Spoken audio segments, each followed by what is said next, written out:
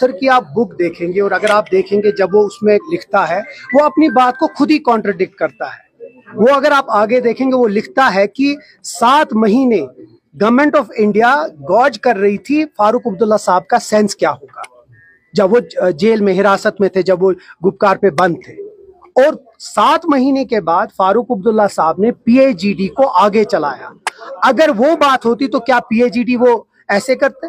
तो फिर पीएजीडी बनती नहीं। और पीएजीडी को किसने तोड़ा? हमने नहीं तोड़ा, उन लोगों ने तोड़ा जो हमारे पीएजीडी से बाहर थे। तो ये मुझे लगता है एक फिगमेंट ऑफ इमेजिनेशन। और जो ये ऑथर है, अगर आप उनकी बात पे भरोसा करते हैं तो आप देखिए पीडीपी के जो पेट्रन है उसके बारे में जो अल्फाज उसने इस्तेमाल किए, शायद बहुत शाइस्ता अल्फाज है।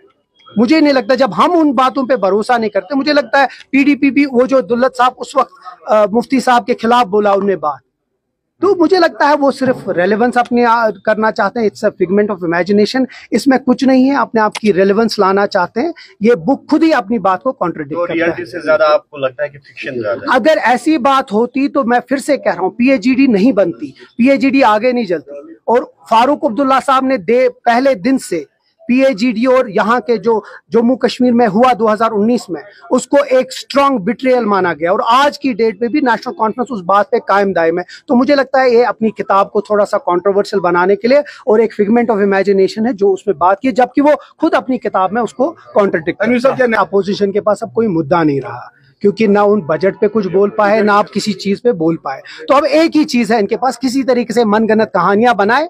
नेशनल कॉन्फ्रेंस मजबूत है।